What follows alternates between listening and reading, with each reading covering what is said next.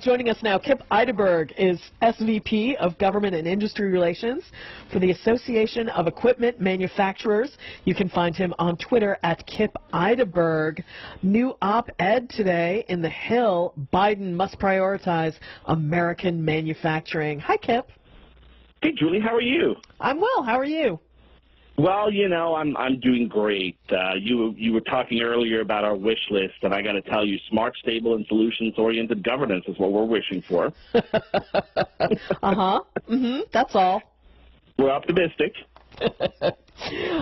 So you write that that both candidates failed to prioritize manufacturing during the campaign. I mean, it's jobs, right? That's what we're talking about, jobs. Yeah, we are, and it's really simple, Julie. On a more serious note, what we are really wishing for, what the 2.8 million men and women of the equipment manufacturing industry are looking for, is real leadership on key issues, and that will require compromise. Look, you know, the electoral map made it clear that manufacturing voters play a direct, determining role even in deciding who occupies the Oval Office and who controls the House and the Senate.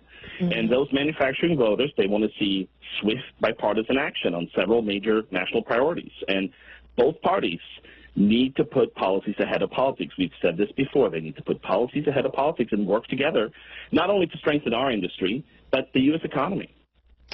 Of course, we're talking about Michigan, Wisconsin, and Pennsylvania, which, of course, were very important in this election. And you write that tariff threats, hikes, and retaliations have become a major source of uncertainty in the industry and a drag on the trade war with China. Continues to ripple through the economy. Sure, yeah. No, that's right. And I think manufacturing voters in Michigan, but in Wisconsin and Pennsylvania, turned out like never before. They turned out in record numbers for both presidential candidates and for both parties. But manufacturing voters are not single-issue voters, Julie. They are not a monolithic bloc. And we know from our national get-out-the-vote effort that they cast their votes based on candidates' positions on a range of issues. Trade, as you mentioned, was certainly one of those issues, but it wasn't the only one. I mean, so much of it was the pandemic/economy. Yeah, that's right. It was, and in many ways, manufacturing voters are not all that different from your average voter, right? They want to see, you know, jobs. They want to see health care. They want to see education. They want to see an economy that's going to come back roaring again from this pandemic, and they want to see, as I mentioned, bipartisanship. And there is an opportunity here. If we strike a slightly positive note, there is an opportunity here for the next Congress and the next president to work together. And one of those opportunities, and we've talked about this before, Julie, is infrastructure. Infrastructure is the way forward, we believe, to not only create those jobs, but to restart the economy. Kip, what do you make of divided government? Do you think it's going to be good for your agenda or not?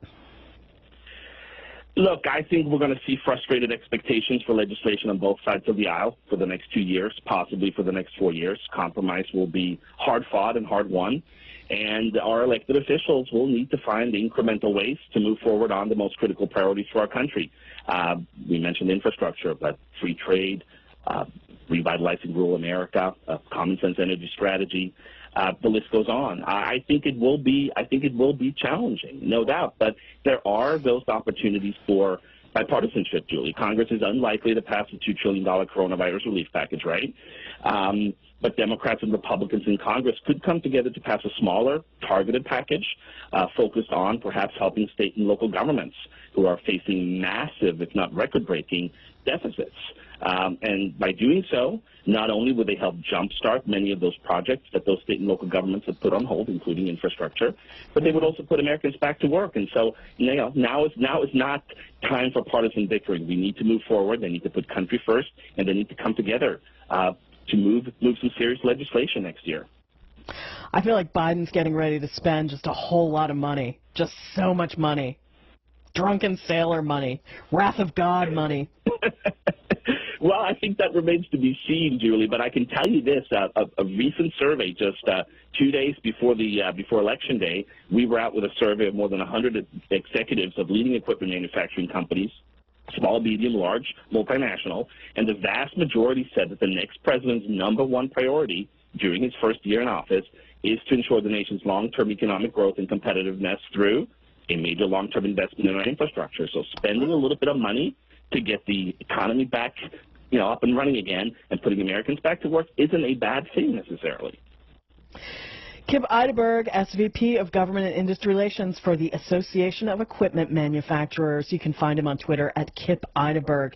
Kip, thank you. Great to talk to you. Always great to be with you, Julie.